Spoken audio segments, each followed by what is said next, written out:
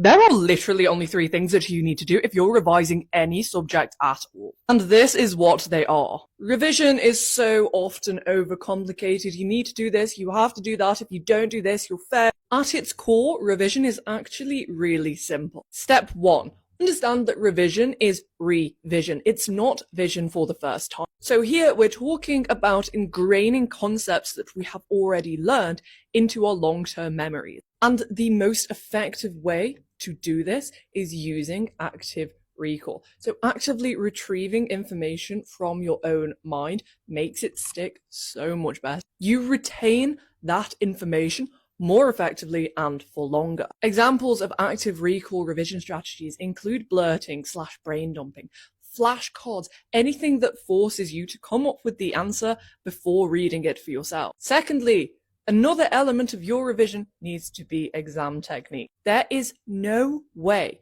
that you are going to get the top grade in the exam if you don't understand how the marks are broken down. For example, I study economics at one of the best universities in the world.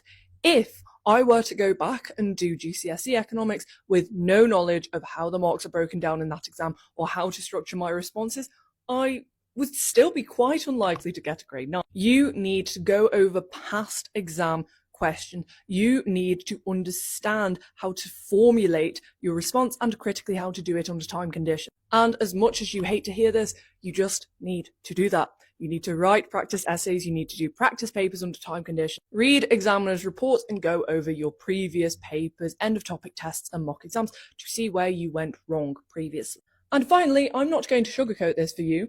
There are certain things that you need to remember. This kind of goes back to point 1, but a lot of the time, if you understand things, you can make them stick more effectively. There are certain things that you just can't deduct through reasoning. You cannot deduct those flame tests in GCSE chemistry through reasoning. That is a memorization game. This works for formulas, dates. There are some things that you do just need to remember. I recommend you use flashcards for that. That incorporates active recall, but it also forces you to remember these short pieces of information. If you like this video and you found it helpful, be sure to save it for later and follow if you want to see daily study tips.